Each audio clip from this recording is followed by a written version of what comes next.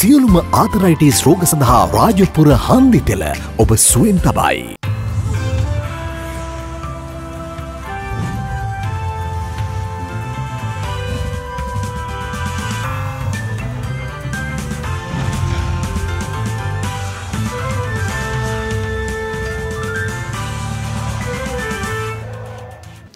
අයිබෝවන් යථාර්ථවාදීව ලෝකයේ දෙස බලන්නට සත්‍ය සිදුවීම් සම්පින්ඩනයක පුවත් දිගහැරුම ශ්‍රද්ධා රූපවාහිනී 6:30 ප්‍රධාන ප්‍රවෘත්ති විකාශය සමගින් මම කසුන් සේනානායක ප්‍රථමයෙන් අවධානය දවසේ තතුරගත් ප්‍රධාන ප්‍රවෘත්ති සිරස්තල වෙත.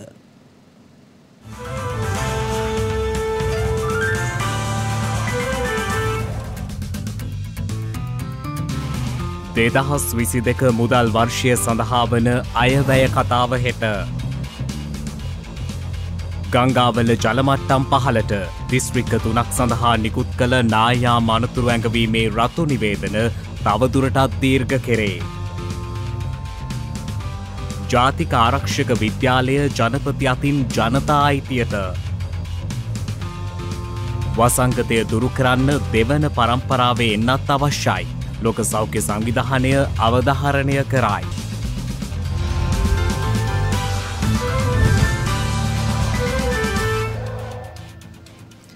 බෙන්ගාල වොක්කාවට ස්ථානගතව පැවති අඩු පීඩන කලාපය ක්‍රමයෙන් තමිල්නාඩුව දෙසට ගමන් කිරීමත් සමග දිවයිනට බලපෑ අයහපත් කාලගුණ තත්ත්වය ක්‍රමයෙන් පහව යනු ඇති බව කාලගුණ විද්‍යා දෙපාර්තමේන්තුව පවසනවා. කෙසේ වෙතත් දිස්ත්‍රික්ක 3ක් සඳහා නිකුත් කළ නායෑම් පිළිබඳ රතු නිවේදනය තවදුරටත් දීර්ඝ කර ඇති බවයි ජාතික ගොඩනැගිලි පරීක්ෂණ සංවිධානය සඳහන් කළේ.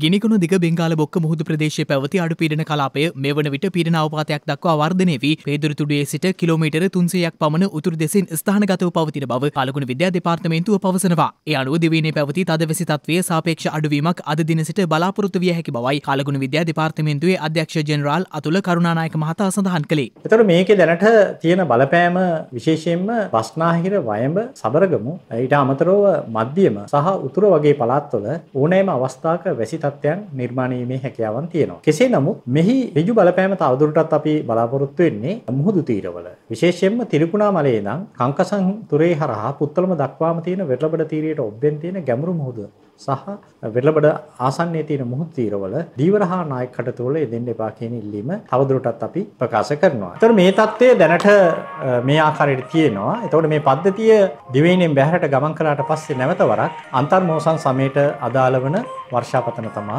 අපි බලාපොරොත්තු වෙන්නේ. මේ අතර බොහෝ ප්‍රදේශවලට බලපෑ අධික වැසි හේතුවෙන් කෑගල්ල මහනුවර සහ කුරුණෑගල යන දිස්ත්‍රික්ක සඳහා බලපැවැත්වෙන පරිදි ජාතික ගොඩනැගිලි පරීක්ෂණ සංවිධානය විසින් නිකුත් කළ නායෑම් පිළිබඳ රතු නිවේදනය හෙට සවස 4 දක්වා දීර්ඝ කර තිබෙනවා. එමෙන්ම දිවයිනේ දිස්ත්‍රික්ක 11ක් සඳහා බලපැවැත්වෙන පරිදි එම සංවිධානය විසින් නිකුත් කළ නායෑම් පිළිබඳ අනතුරු ඇඟවීමේ නිවේදනය තවදුරටත් බලාත්මක වන බවයි එම සංවිධානය විසින් නිවේදනය කර ඇත්තේ. ඒ අනුව කොළඹ, ගම්පහ, කළුතර, ගාල්ල, කෑගල්ල, කුරුණෑගල, මාතලේ, මහනුවර, නුවරඑළිය, බදුල්ල, රත්නපුර යන දිස්ත්‍රික්කවල ජනතාව නායෑම් පිළිබඳ දැඩි අවධානයෙන් පසුවිය යුතු බව එම සංවිධානයේ නිකුත් කළ නිවේදනයේ වැඩිදුරටත් සඳහන්. මේ අතර පවතින අධික වර්ෂාපතනයත් සමග දිවයිනේ ප්‍රධාන ගංගා දෙකක් ඒ ආශ්‍රිත ප්‍රදේශ කිහිපයකින් පිටාර ගැලීමට පටන්ගෙන ඇති බව අපදා කළමනාකරන මධ්‍යස්ථානයේ නිවේදනය කර තිබෙනවා. ඒ අනුව කළුගඟ, පුටුපාවුල සහ මිල්ලකන්ද ප්‍රදේශයේනුත් අත්තනගල ඔය දුනමලේ ප්‍රදේශයේනුත් පිටාර ගැලීමට පටන්ගෙන ඇති බවයි එම නිවේදනයේ දැක්වෙන්නේ. කෙසේ වෙතත් වාරි මාර්ග දෙපාර්තමේන්තුවේ ජල විද්‍යා අංශයේ අධ්‍යක්ෂ SPC සුගීශ්වර මහතා සඳහන් කළේ මේ වන විට ගංගාවල ජල මට්ටම් අඩු වෙමින් පවතින බවයි. විශේෂයෙන්ම මහවැය නිම්නයේ ගංවතුර තර්ජනයට ලක් වී ඇති ප්‍රදේශවල තවදුරටත් සුළු ගංවතුර තත්ත්වය පවතිනවා. නමුත් මේ ප්‍රදේශවලත් ගංවතුර තත්ත්වය බැස යමින් පවතිනවා. ගංවතුර තත්ත්වය සමහර පහත් බිම් හරහා වැටි ඇති මාර්ග තවමත් යට වෙලා පවතිනවා. ගංවතුර තර්ජනයට ලක් වෙලා තියෙන සියලුම ගංගා ඩ්‍රෝනි වල පහළ ප්‍රදේශවල පහත් බිම් හරහා ගමන් කරන රියදුරු මහතුන් තවදුරටත් තත්ත්වය සම්බන්ධයෙන් සැලකිල්ලකින් කටයුතු කළ යුතුයි. ඉදිරියේදී වැසි තත්ත්වය වර්ධනය නොවුනහොත් මේ ආපදා තත්ත්වය මෙනින් සමනය වෙලා යා හැකි බවට සඳහන් කරන්න කැමැතියි. මේ අතර පැවති අයහපත් කාලගුණ තත්ත්වයේ හේතුවෙන් ගංවතුර නායෑම් ඇතුළු විපත් නිසා සිදු වූ ජීවිත හානි සංඛ්‍යාව 25ක් දක්වා ඉහළ ගොස් ඇති බව ආපදා කළමනාකරන මධ්‍යස්ථානයේ නියෝජ්‍ය අධ්‍යක්ෂ ප්‍රදීප් කොඩිපිලි ගුණනැගිලි මහතා පවසනවා. එමෙන්ම පැවති ආපදා තත්ත්වය සම්බන්ධයෙන් අදහස් දක්වමින් ඒ මහතා සඳහන් කළේ විපතට පද ජනතාව සඳහා කඩිනමින් සහන සැලසීම ආරම්භ කර ඇති බවයි. පීඩාවට පත් මුළු සංඛ්‍යාව විදිහට 2,22,990ක් අපිට වාර්තා වුණා. මේකම මේ වෙනි විට ආරක්ෂිත ස්ථාන 80ක් පුරා පුද්ගලයන් 12796 දෙනෙක් తాවකාලිකව ඉතාමත්ම ආරක්ෂිතව සහ සෞඛ්‍ය මාර්ගෝපදේශයෙන් යටත්ව අඛණ්ඩව ඔවුන්ගේ සහන වැඩපිළිවෙල අඛණ්ඩව ක්‍රියාත්මක කරනවා. ආපදා කළමනාකරණ මධ්‍යස්ථානයත් ජාතික ආපදා සහන සේවා මධ්‍යස්ථානයත් සමගින් විශේෂම හානියටපත් නිවාස 1200කට අර්ධහානි වාර්තා වුණා. ඔවුන්ට වන්දි ගෙනීමේ කටයුතු අඛණ්ඩව ආරම්භ කොට තිබෙනවා. මාර්ග අවහිර වීම විදිහට කෑගල දිස්ත්‍රික්කයේ පහළ කඩුගන්නාව කන්ද අසල ගල් පෙරලීමේ අවධානම හේතුවෙන් කොළඹ නුවර ප්‍රධාන මාර්ගය తాවකාලිකව ඊ රාත්‍රී 10 ඉඳලා වසා දමා තිබෙනවා. ඒ සඳහා ගම්පල මාවනෙල්ල මාර්ගය සහ රමුක්කන හරහා මාර්ගයන් භාවිතා කරන්න පුළුවන්. අපි හැම වෙලේම ඉල්ලා සිටිනවා යම් ගැටලුවක් ඇතනම් 117 දුරකථන අංකය පැය 24 පුරාම භාෂා ත්‍රිත්වයෙන්ම නොමිලේ ජනතාවට ළඟා වෙන්න පුළුවන් දුරකථන අංකයක්. එහා සම්බන්ධ වෙන්න. මේ අතර මහනුවර අස්ගිරිය ප්‍රදේශයේ නිවසක් මතට පස් කන්දක් කඩා වැටීම හේතුවෙන් එම නිවසට බරපතල හානි සිදුව ඇති බව අප වාර්තාකරු සඳහන් කළා. මහනුවර ප්‍රදේශයට දැහැලෙන අධික වර්ෂාපතනයේ හේතුවෙන් අද පෙරවරුවේ මෙම අනතුර සිදු වී තිබෙනවා. මේ අතර වැසි තත්ත්වයේ හේතුවෙන් නිවසක් අවට පස් කන්දක් කඩා වැටෙන අයුරු මෙලෙස කැමරාවේ සටහන්ව තිබුණා.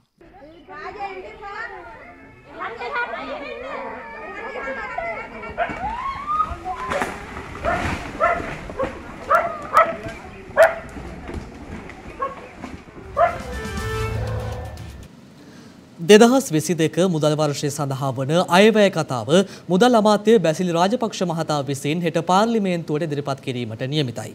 වර්තමාන විධායක ජනාධිපති ගෝඨාභය රාජපක්ෂ මහතාගේ රජය යටතේ ඉදිරිපත් කෙරෙන දෙවන අයවැය කතාවයි එලෙස ඉදිරිපත් කිරීමට නියමිතව ඇත්තේ.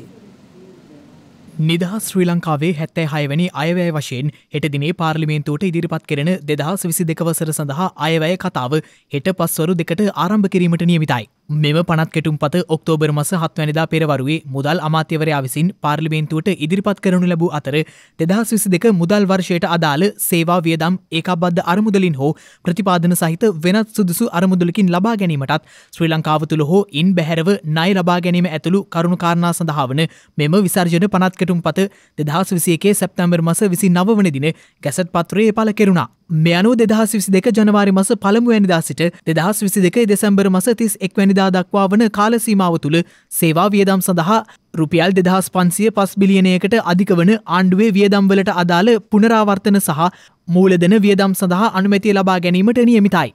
නොවැම්බර් මාස 13 වන සෙනසුරාදා සිට නොවැම්බර් මාස 22 වන සඳුදා දින දක්වා දින 7ක් අයවැය දෙවැනි වර කියවීමේ විවාදය පැවැත්වීමට නියමිත අතර නොවැම්බර් මාස 22 වෙනිදා සඳුදා පස්වරු 5ට අයවැය දෙවැනි වර කියවීමේ ඡන්ද විමසීම සිදු කෙරෙනු ඇති බවයි නිවේදනයක් නිකුත් කරමින් පාර්ලිමේන්තු සංනිවේදනාංශය සඳහන් කළේ. එසේම නොවැම්බර් මාස 23 වැනිදා අඟහරුවාදා සිට කාරක සභා අවස්ථාවේ විවාදය ආරම්භ වනවා.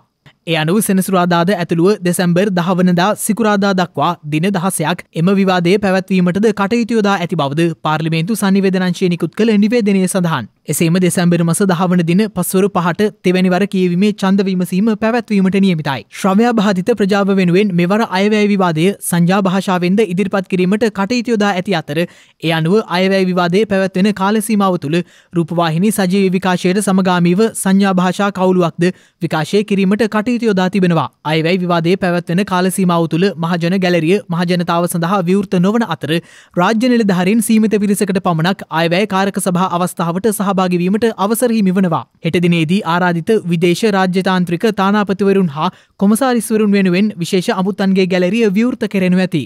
අයවැය ප්‍රකාශය පාර්ලිමේන්තුවට ඉදිරිපත් වන හෙට සිට අයවැය විවාදයේ පැවැත්වෙන සම්පූර්ණ කාල සීමාව තුළ සියලු සෞඛ්‍ය මාර්ගෝපදේශයන් සහ රෙගුලාසීන්ට අනුකූලව පාර්ලිමේන්තු රැස්වීම් පැවැත්වීමට කටයුතු යොදා ඇති බවයි පාර්ලිමේන්තුවේ මහලේකම් ධම්මික දසනායක මහතා සඳහන් කළේ. ඊයේ දිනේත් මෙරටින් වාර්තා වූ දෛනික කොවිඩ් ආසාදිතයින් සංඛ්‍යාව 600 සීමාව ඉක්මවා ගියා. ඒ අනුව සම්බන්ධයෙන් අදහස් දක්වමින් නියෝජ්‍ය සෞඛ්‍ය සේවා අධ්‍යක්ෂ ජෙනරාල් විශේෂඥ වෛද්‍ය හේමන්ත හේරත් මහතා සඳහන් කළේ මෙලෙස කොවිඩ් ආසාදිතයින් වැඩිවීමත් සමග එන්නත්කරණය සිදු කළද කොවිඩ් මරණ සංඛ්‍යාව ඉහළ යා හැකි බවයි.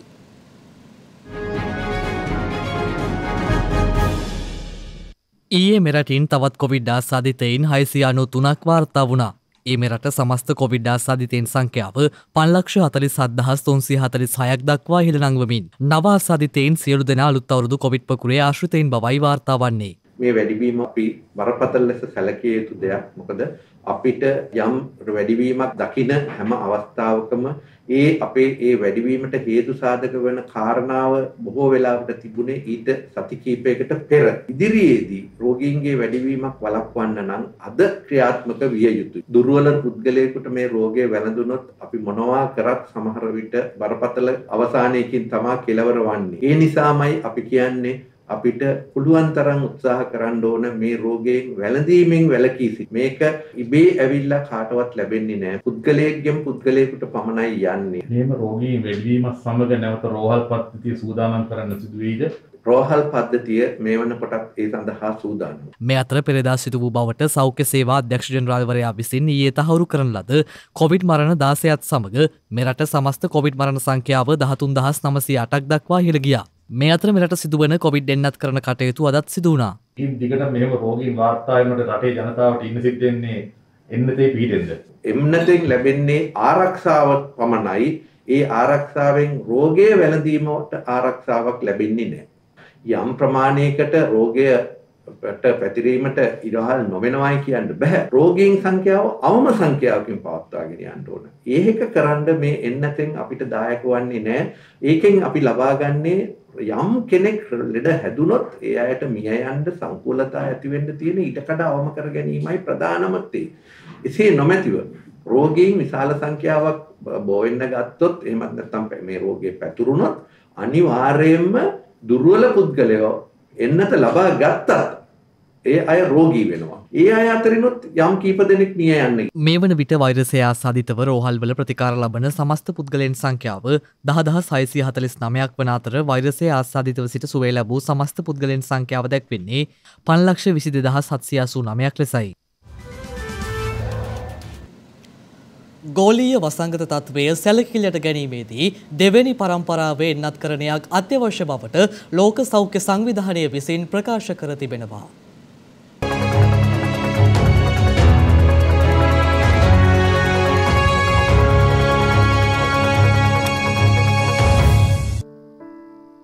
කොවිඩ් වසංගතයට එරෙහිව දෙවැනි පරම්පරාවේ එන්නත් අවශ්‍ය බවත් එම එන්නත් කඩිනමින් ජනතාව අතරට ව්‍යාප්ත වේ යයි තමන් බලාපොරොත්තු වන බවත් ලෝක සෞඛ්‍ය සංවිධානයේ ප්‍රධාන විද්‍යාඥවරිය වන සෞම්‍යා ස්වාමිනාදන් විසින් සඳහන් කර තිබෙනවා. දෙවැනි පරම්පරාවේ එන්නත් ලෙස සෞම්‍යා ස්වාමිනාදන් මහත්මිය විසින් අර්ථ දක්වා ඇත්තේ නාසයට ඉසින දියර ලෙසින් සහ මුඛ එන්නත් ලෙසින් නිර්මාණය වන එන්නත් වර්ගයි. එහිදී සිරිංජරයක් ආධාරයෙන් සිරුරට ඇතුළු කරන ඖෂධය එනම් දැනට COVID-19 සඳහා භාවිතයට ගන්නා ෆයිසර්, මොඩර්නා, ඇස්ට්‍රසෙනෙකා, සයිනෝෆාර්ම් ඇතුළු සියලුම වර්ගයේ එන්නත් පළමු පරම්පරාවේ එන්නත් අතරට අයත් වනවා. එමෙන්ම දෙවැනි පරම්පරාවේ එන්නත් නාසයට ඉසින දියර ලෙසින් සහ මුඛ එන්නත් ලෙසින් නිර්මාණය වනු ඇත්තේ COVID-19 වෛරසයේ විකෘති ප්‍රභේද අඩ පණ කළ හැකි ලෙසින් බවයි එම සංවිධානය විසින් සඳහන් කර ඇත්තේ. තවද ඕනෑම අයෙකුට තනිවම මෙම දෙවැනි පරම්පරාවේ එන්නත් පහසුවෙන් ලබා ගැනීම කළ හැකි බවද ලෝක සෞඛ්‍ය සංවිධානයේ ප්‍රධාන විද්‍යාඥවරිය වැඩිදුරටත් පෙන්වා දී තිබෙනවා.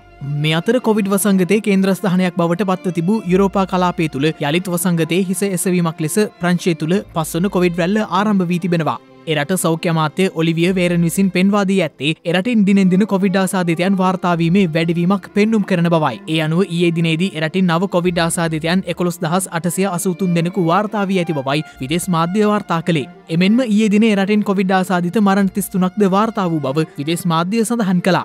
මේ අතර කොවිඩ් වෛරසය හේතුවෙන් ඉදිරියේදී පුද්ගලයන් ලක්ෂයක් පමණ මිය යා හැකි බවට ජර්මනියේ සෞඛ්‍ය බලධාරීන් විසින් අනතුරු ඇඟවීමක් සිදු කර තිබෙනවා. මේ වන විට ජර්මනියේ සිව්වන කොවිඩ් රැල්ලත් සමග දිනකට ආසාදිතයන් 40000ක් පමණ වාර්තා වන බවයි විදේශ වාර්තා සඳහන් කළේ. කෙසේ වෙතත් ඉන් බහුතරය එන්නත් මාත්‍රා දෙකම ලබා නොගත් පුද්ගලයන් බවටයි ජර්මනියේ සෞඛ්‍යාංශ විසින් පෙන්වා දී ඇත්තේ. ජාතික ආරක්ෂක විද්‍යාලය අද පෙරවරුවේ ජනාධිපති ගෝඨාභය රාජපක්ෂ මහතාගේ අතින් ජනතා අයිතියට පත් කෙරුණා.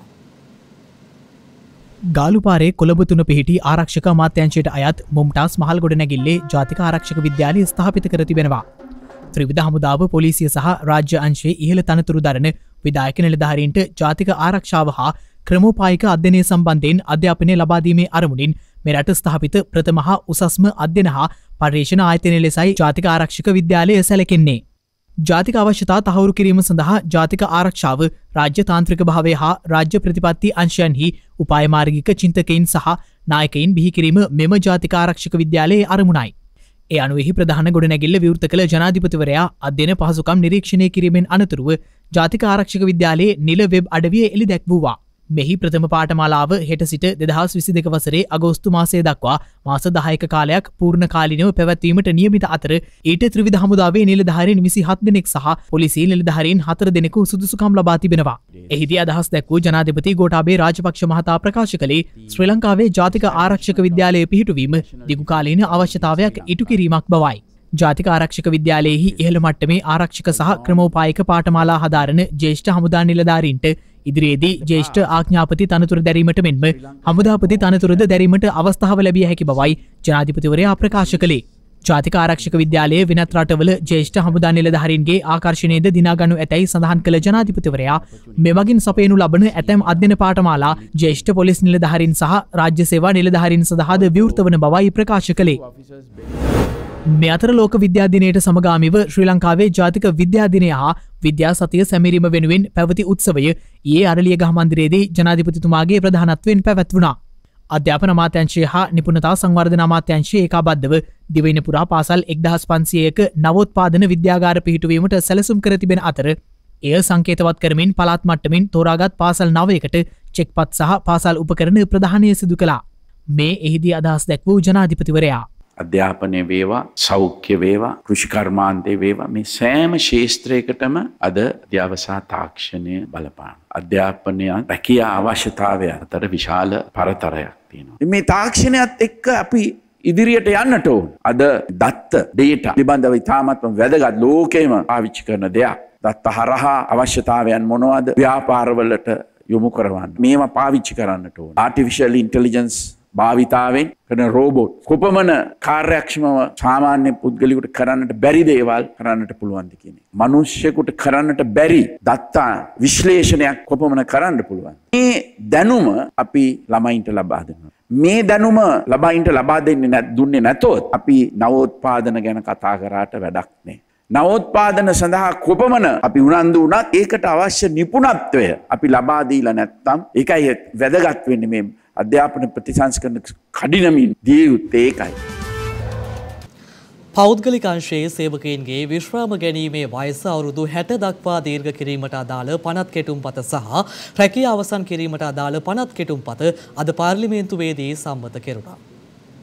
අද අපගේ මේ අවුරුදු 55 වයස සීමාව අපි නියම කරලා තිබුණේ අපේ ආයු කාලය බොහොම අඩුවෙන් තියෙන කාලවල. දැන් අපේ සෞඛ්‍ය තත්ත්වයේ අපි විවිධ රජයන්ගෙන් කරන ලද ක්‍රියාවලියන් නිසා ඇති වූ දියුණුවත් සමගම ආයු කාලයේ දීර්ඝ වීමක් තියෙනවා. අවුරුදු 74 76 මේ දක්වාම වැඩි වෙලා තියෙනවා ආයු කාලය. ඒ නිසා එකාතකින් සාධාරණයි විශ්‍රාම ගැනීමේ වයස අවුරුදු 60 කිරීම. මේ පිළිබඳව අපි දීර්ඝ වශයෙන් සාකච්ඡා කරා කරු අපේ නියෝජිතයින් සමග වෘත්තීය සමිති සමග හාම්පුතුන් සමග කම්කරු අමාත්‍යාංශයත් එකතු වෙලා. මෙසේ කරන ලද දීර්ඝ සාකච්ඡාවකින් පස්සේ තමයි මේ පනත අපි සකස් කරේ. මේ පනත විශේෂයෙන්ම සකස් කිරීමේදී සැලකිල්ලට ගත්තා අපේ යාබද රටවල්. බංග්ලාදේශයේ උපතේදී ආයු අපේක්ෂාව 71.8යි නමුත් විශ්‍රාම ගැනීමේ වයස 59යි. ඉන්දියාව 68.3යි විශ්‍රාම ගැනීමේ වයස අවුරුදු 60යි. ඒ නිසා ඔබතුමාට පෙන්වා ඇති මේක කාලීන අවශ්‍යතාවයක්. කාලීන අවශ්‍යතාවයක් පමණක් නෙවෙයි ආයු කාලය දීර්ඝ වෙනකොට අවුරුදු 55න් විශ්‍රාම ගියායින් පස්සේ කරන්න දෙයක් නැහැ. අඩු ගානේ දැන් රජයේ සේවකයින්ට මේ අවස්ථාව අපි ලබා දීලා තියෙනවා. 55න් පස්සෙත් එයාගේ සේවය දීර්ඝ කරලා 60 දක්වාම සේවය කිරීමේ අවස්ථාව තියෙනවා. ඒ නිසා පෞද්ගලිකාංශයටත් අපි මේ අවස්ථාව ලබා දීම යුක්ති සහගතයි සාධාරණයි.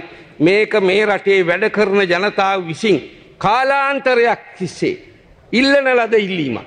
මම සතුටු වෙනවා කම්කරු අමාත්‍යවරයා වශයෙන් විශාල පරිශ්‍රමයක් යොදලා අපි මේ අවස්ථාව නීතිගත කිරීමට අපිට ලැබීම ගැන අපි ඉතාමත්ම සතුටු වෙනවා. බැලු බැලමට කම්කරුවන්ගේ පුද්ගලික සේවකයන් කැමැත්තක් එනවා. මොකද ඒගොල්ලන්ට තව අවුරුදු 5ක් වැඩ කරන්න පුළුවන්. එතකොට කීයක් හරි අතට හම්බ වෙනවා කියන්නේ. හරි පැහැදිලි. වගේ EPF එක සහ ETF එක. දැනට තියෙන්නේ පිරිමියෙකුට නම් අවුරුදු 55 වුණාට පස්සේ තමයි ගන්න පුළුවන්. කාන්තාවකට නම් අවුරුදු 50 ඉක්මවම ගන්න පුළුවන්. හැබැයි ඔබතුමන්ලා මේ අවුරුදු 60 දක්වා දික් කරාම හරි පැහැදිලි. එතනින් පස්සේ EPF එක ගන්න පුළුවන් වෙන්නේ අවුරුදු 60 ඉක්මුවට පස්සේ. ඒතර අවුරුදු 5ක කාල සීමාවක් තුල අපේ රටේ ලක්ෂ 70කට එහා ගිය පෞද්ගලික අංශයේ සේවකයන්ගේ EPF ETF සල්ලි ටික මුදල් අමාත්‍යාංශයේ අවුරුදු 5ක් රටේ සේවකයන්ට දෙන්නේ නැතුව මහ භාණ්ඩාගාරයේ රඳව ගන්නවා. ඒ රඳව ගැනීම ඇතුලේ රටේ මතුවලා තියෙන මේ ආර්ථික අර්බුදයට පුංචි පැලැස්තරයක් අලව ගන්න හදනවා. සේවකයන් විශ්‍රාම යාමේ අවම වයස 50 කෙටුම්පත තුන්වෙනි වර කියවා සංශෝධන සහිතව සම්මත කරලා ලද බව දන්වනු කැමැත්තෙමි. දැන් තවත් දේශීය පුවත් කිහිපයක් කෙටියෙන්.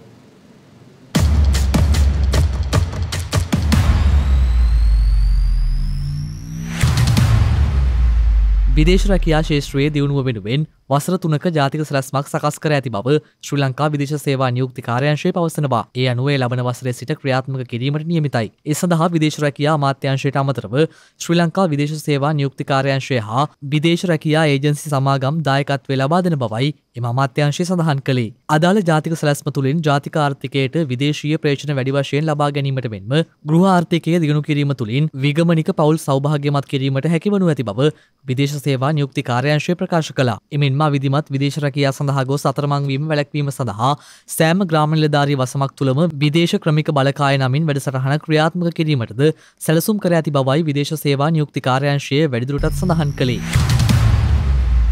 මෙරට පාරිසරික සංවේදී ප්‍රදේශ හඳුනාගෙන ඒවා ආරක්ෂා කර ගැනීම සඳහා වූ ජාතික ප්‍රතිපත්තියට අදාළ කෙටුම්පත මේ වන විට සකස් කර අවසන් බව පරිසර අමාත්‍යාංශය නිවේදනය කළා. ඉදිරියේදී එම ජාතික ප්‍රතිපත්තිය නීතිපති දෙපාර්තමේන්තුවට ඉදිරිපත් කර එහි නිර්දේශ අනුව කැබිනට් මණ්ඩලයට සහ පාර්ලිමේන්තුවට ඉදිරිපත් කිරීමට නියමිත බවද සඳහන්. මේ වන විට පාරිසරික සංවේදී කලාප ලෙස පුත්තලම ගඟේ වාඩිය අනුරාධපුර මානෑව ගල්නෑව හා එළුවන් කුළම යන ප්‍රදේශ හඳුනාගෙන තිබෙනවා. පාරිසරික සංවේදී ජාතික ප්‍රතිපත්තියට අනුව සාගරික පාරිසරික කලාප 3ක් නම් කිරීමටද සැලසුම් කර ඇති අතර ඒ අනුව හඳුනාගෙන ඇත්තේ මන්නාරම සිට රාමේශ්වරම් දක්වා වූ සාගර කලාපය, මඩකලපුව හා ත්‍රිකුණාමලය යාවට සාගර කලාපය මෙන්ම ගාල්ල සිට හම්බන්තොට දක්වා මුහුදු තීරයයි. රට තුළ පවතින සිමෙන්ති හිඟය ලබන දෙසැම්බර් මාස මැදභාගයේ වන විට යථා තත්ත්වයට පත්වනු ඇති බව සිමෙන්ති ආනයනකරුවන් පවසනවා. ඔවුන් සඳහන් කළේ ඉදිරි සති කිහිපය තුළ සිමෙන්ති රැගත් නෞකා මෙරටට ළඟා වීමට නියමිත බවයි. කෙසේ වෙතත් සිමෙන්ති නොමැති වීමෙන් ඉදිකිරීම් ශේෂ්ත්‍රයේ නියුතු වූවන් තවදුරටත් දැඩි අසීරුතාවයට පත්ව තිබෙනවා. ලබන 18 වනදා සහ 28 වනදා සිමෙන්ති රැගත් නෞකා දෙකක් මෙරටට පැමිණීමට නියමිත බවයි කොළඹ ඊයේ පැවති වැඩසටහනකදී ඉන්සී සිමෙන්ති සමාගමේ බාහිර කටයුතු ප්‍රධානී චන්ද්‍ර නානායක්කාර මහතා සඳහන් කළේ.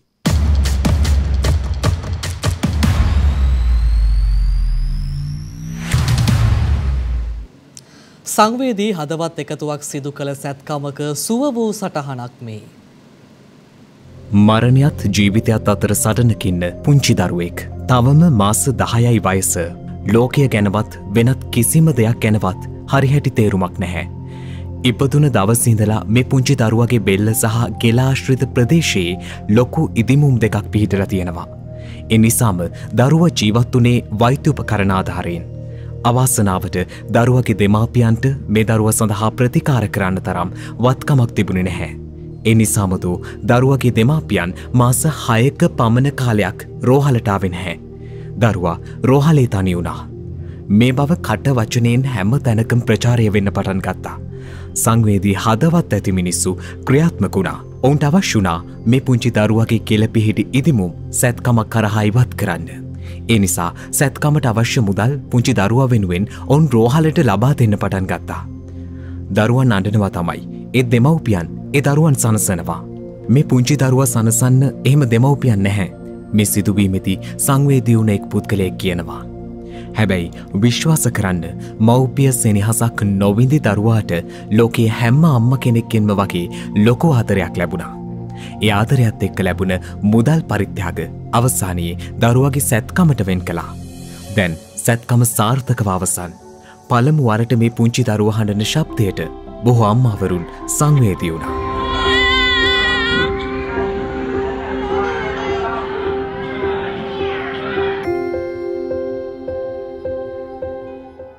කිසිම ආදරයක් නොලැබුණ, කිසිම ආදරයක් නොදුටු පුංචි දරුවට මුළු ලෝකයක් මාතරය කළේ ලෝකයේ තියෙන ලොක්කු මාතරය සංවේදී හදවත් බව ලෝකයට විවර කරමින්.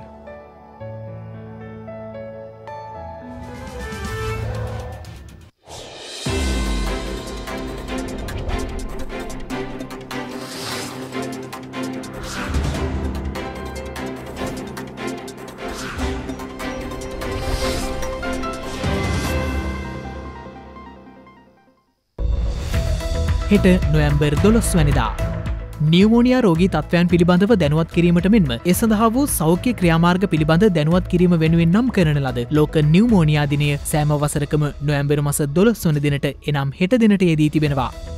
ශ්‍රී ලංකාවේ පළමු සමූපකාර සංගමය පිහිටුවා ඇත්තේ 1912 වසරේ නොවැම්බර් මාස 12 වන දිනයි. ක්ලෝරෆෝම් භාවිතයෙන් ලොව පළමුවරට නිර්වින්දන සැත්කමක් සිදු කර ඇත්තේ 1847 වසරේ නොවැම්බර් මාස 12 වන දිනයි.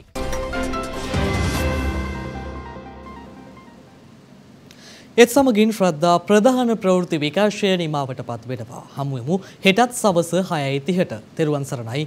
නමෝ බුද්ධාය. මෙවැනි වැදගත් පුවත් නැරඹීම සඳහා ශ්‍රද්ධා TV News YouTube channel එක subscribe කර සීනුව සලකුණ වන්න.